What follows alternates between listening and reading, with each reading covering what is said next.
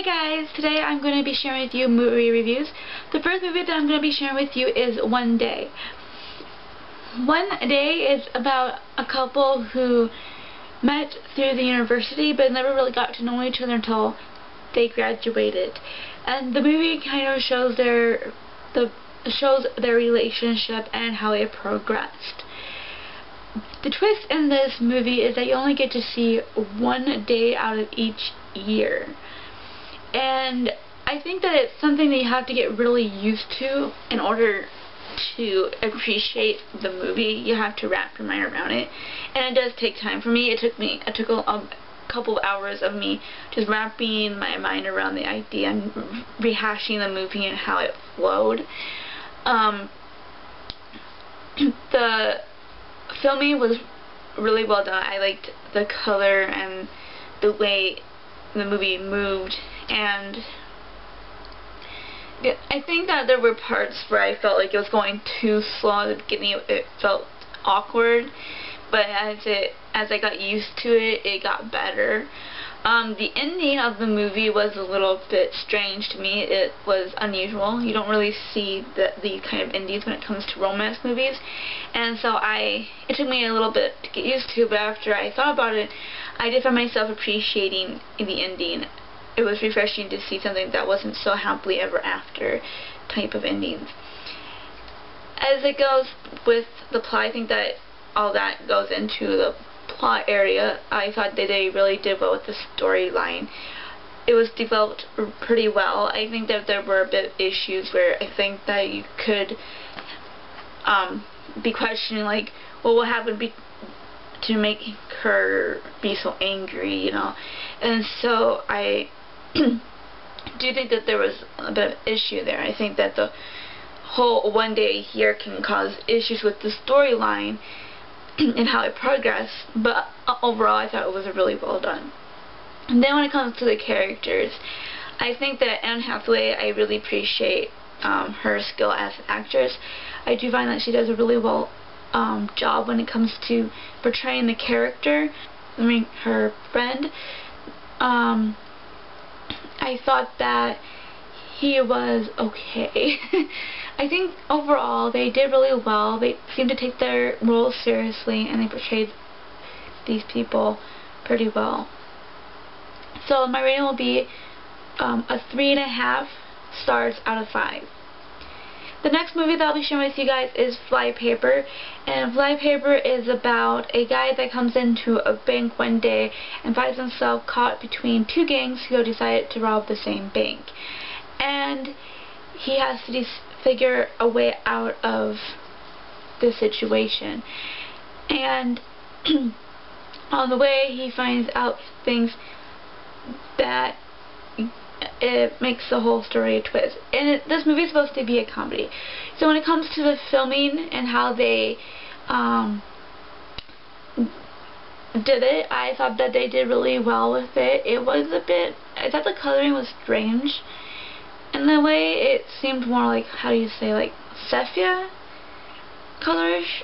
But overall it was really well done. I thought that special effects, you know, there are certain special effects I think that they had to do with the movie. I thought that was really well. Then the plot, the storyline, I thought that they played the story really well. It kept you going. They didn't, you know, tell you the whole story before it actually happened or anything like that.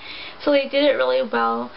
It was developed well. It was told well through the characters, and I thought, and then in the comedy, this movie is mainly a comedy. So when it comes to comedies for me, I find myself wondering if it's going to be too dirty, or if it's going to be too raunchy, or if it's going to be too lame at the same time. You know, you want a good comedy but not too dirty. And I did find myself thinking that there were parts where I was like, oh, that's gross, and I almost wanted to shut it off. But most of the time I was like so interested in wanting to know what was going to happen that I kind of blocked out the bad comedy.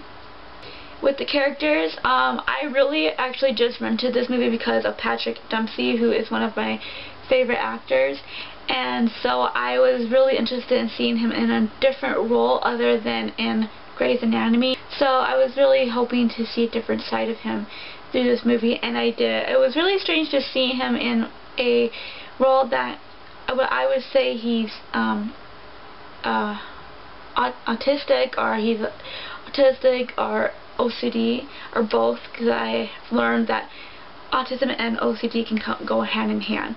And so I found myself thinking this is a really different role for him, and I really appreciated that. I think that he took on a different role that helped him grow as an actor, and I really thought that he did really well in portraying this character.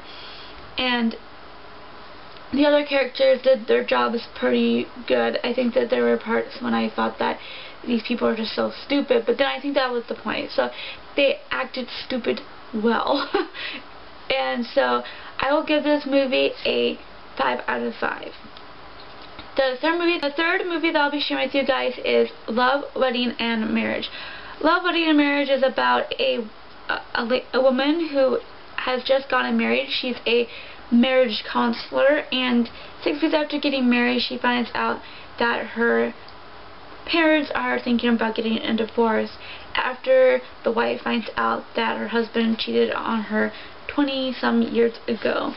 And we find that there's more to what he's saying about what happened, but she fights to try to get them back together.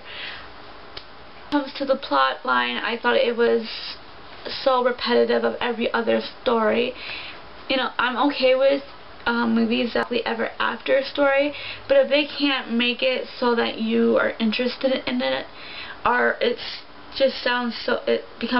boring, or it's too repetitive and everything, that you find yourself feeling like you watched the movie before, even though you know you haven't watched the particular movie before, that is where the issue comes in. And I felt that it was very much like that. I found myself bored with the story, and I was actually hoping that I would like this one. The characters, Mandy Moore plays the wife, the newly wedded wife, and yeah, she's an average actress. She's not the greatest actress, so I wasn't expecting much from her. So, you know, she did well for this particular movie. And the other characters were just average, of course. And so I wasn't really, especially her husband, I didn't really think that he did that great. When it comes to acting, I thought it was really poor done. Sometimes I felt like he didn't even really care enough about it to actually take it, you know, and really put some passion in it. And that was the other issue when it came to the movie, and on the whole, it didn't feel like there was any passion or feeling behind what was going on. It just felt like they were doing a movie. It was just a job to them. And so I thought that pulled the movie down a bit. So I give this movie a 2.5 stars out of 5. The last movie that I'll be sharing with you is the Ides of March, and it's a political movie about this guy who works for the governor as he's running for president, and he's dealing with all these issues after finding out a big secret and losing his job, and how he's going to use that secret, and it puts him in a position that he could get his job back and whatever. And so I found myself, when it comes to the way they filmed it, I thought that they did really well in that the coloring made it feel mysterious, you know. It kept you thinking, like, how, you know, it made you want to, you know, keep watching it to understand what was going on. The way that they filmed it, I thought it was really beautifully well done. The plot, the storyline, I felt that was also a really well done part of this movie. There were parts where I felt like it was rushed. Like, everything felt like it was happening a bit too fast, and also like you weren't getting the whole story, and so I felt like it was a bit too choppy when it came to the storyline. But the characters, the actors who portray these characters, I felt like they were awesome. Is it Ryan Gosling or Ryan Reynolds? He did a wonderful job, so did George Clooney, two great actors. I thought that they did a wonderful, wonderful job portraying these people. So I will give it a 4 out of 5. Well, that is all for me. Tell me, have you watched any of these movies, and what did you think of them? And until next time, peace out.